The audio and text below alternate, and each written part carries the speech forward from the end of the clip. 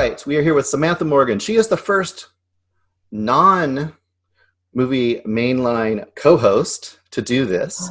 We're going to have a running series, hopefully, of impactful movie-going experiences. And once again, these could be movie-going experiences that were funny, awkward, inspiring, impactful in some way, new or old, childhood or now. And before we do that, let's just really quickly reestablish who you are. Tell us a little bit about yourself, Samantha. Okay, I'm Samantha Morgan. Mm-hmm. I am a hairdresser, a writer, and aspiring comedian in New York City. Yes. And the perfect timing for it, right? Yeah, I gotta admit, being in New York during this time is kind of exciting. It's exciting, but boy, all three of those things are like pretty much, other than the writing part, you could do the writing anywhere, but the other two are like, whoa, they probably just shut those right down for a little while, didn't they? Yeah, shut those down. Actually, Michael Che, Michael Che from SNL, came to my neighborhood to a parking lot and did stand-up the other day that I got to see for free. So that's New York. Comedy is awesome. Is alive. Yeah, comedy is alive, but we'll see how it comes back. Exactly. All right, so tell us about, what's this movie-going experience for you? And we'll just kind of see where that leads. So this movie-going experience is Midsommar by Mr. Ari Aster. Ari Aster. I wanted to say Eli Roth for a minute, and I was like, that is not it. Two very different people. Very different. Ari Aster.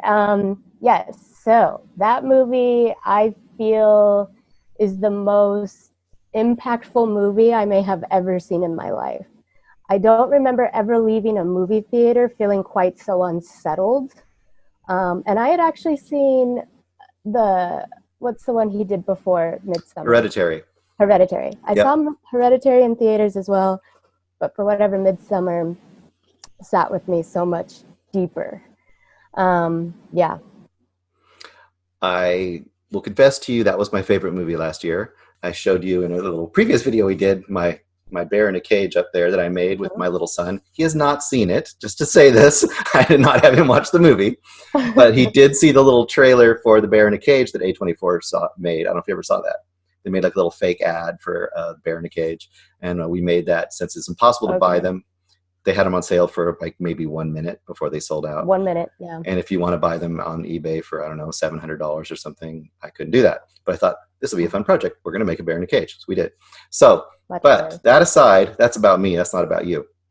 Yeah. So tell me, I'm interested because I know kind of how I reacted to it. How does it work on you? I guess that's why it's hard. It's an awkward way to say it, but how does it work for you? Okay, so what I'll say a couple things. First of all, I loved how in their community that the old people, like once they reach 70 or 75, I believe it is, just killed themselves. Mm-hmm. I thought that was not as disturbing.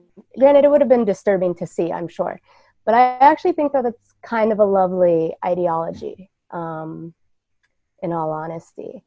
I also thought Ari did such a good job of manipulating what hallucinogens look like on camera from real life. That was the most real scenario I've ever seen. So I was very impressed. And I guess I was left with this. I really love when horror, I don't even know if that's considered horror because it's not like gore. I don't know if it's more psychological. Right, yeah. Horror is such a broad spectrum. Okay. I definitely think you could put it in there, but it's more of the, like you said, it's more like psychological, emotional horror almost, I think. Totally. Yeah. I love where there's an intersection of a psychological horror and comedy, or really any kind of horror and comedy, because I actually find the movie to be quite humorous as well. This story because I'm in New York City.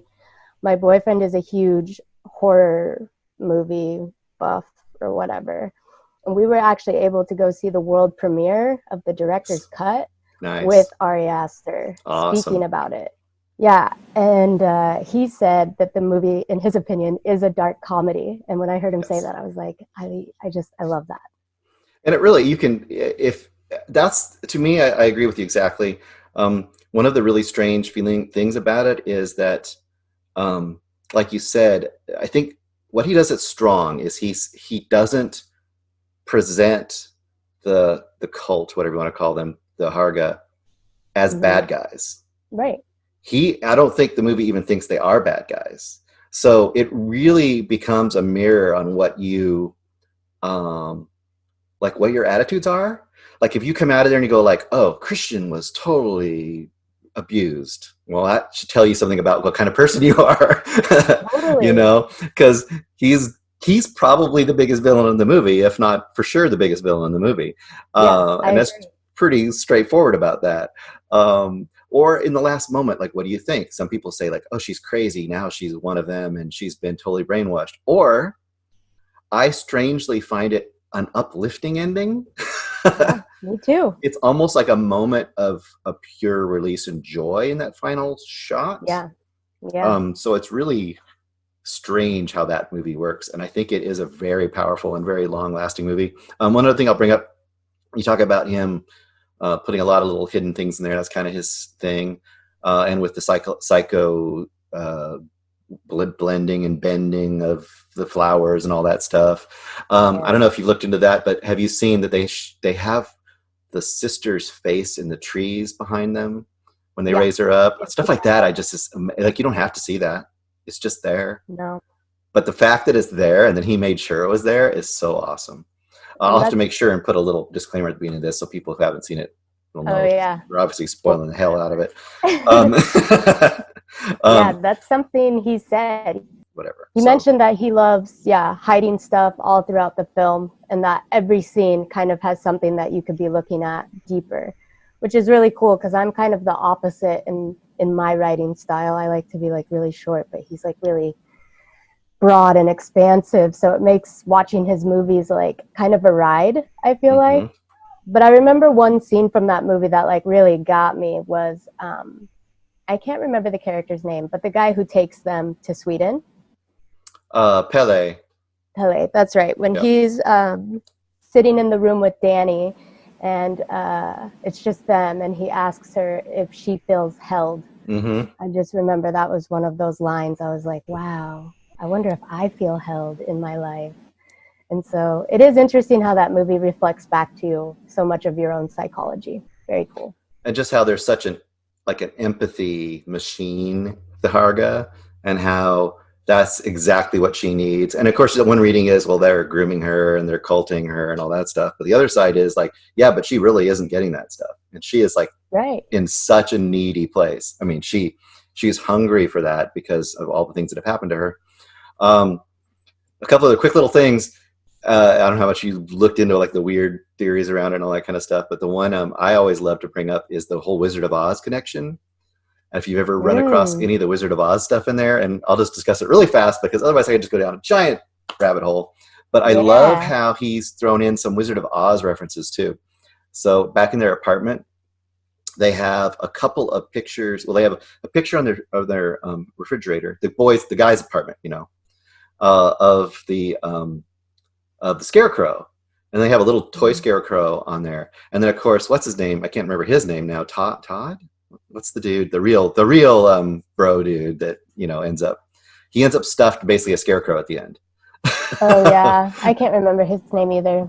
And if you But think about other weird little things too, like they're oh, all laying, interesting. they're all laying, getting stoned in a poppy field kind of before they go into Oz. Oh And yeah. if you look at the moments before they walk through that gate, he makes a point of showing the path they're going through the woods and panning down, and the whole path is yellow flowers, Yep. like a yellow brick road they're walking through. And it's not like a 1-for-1 ratio, but he's obviously throwing some stuff in there just to be fun, and just to have all these weird little things. And he loves to do that stuff. And that's what makes Yeah. this one and Hereditary. You can go back and do the same sort of stuff with Hereditary. There's so many weird little I connections in there. should. I Yeah. should. Hereditary is a lot Yeah. darker, more cynical movie. I mean, it's grief, but then it's just like you're a puppet in your whole life and you have no control over anything. And at least here, she has a final. You could see it as having a final escape and a final like Yeah. redemption. Which is kind of how I Totally. look at it too. Well, that's awesome. Thank you for taking your time to do this. Yeah. Um, Once again, let us know where we can find your creative works. So if anyone would like to go out and hear and see more of what you're doing, where will they go? You can go to samanthamorganwords.com, and then I'm also on Facebook as Samantha Morgan, and I'm on Instagram as slamantha.morgan. There's just an L in there, but yeah. All right. Well, this is another episode of, we guess we're calling it Movie Mainline Memories. I don't know. We don't know it yet. But one of our little offshoots of Movie Mainline podcast. And we will be back with more. And once again, thank you so much, Samantha, for your time. Thank you.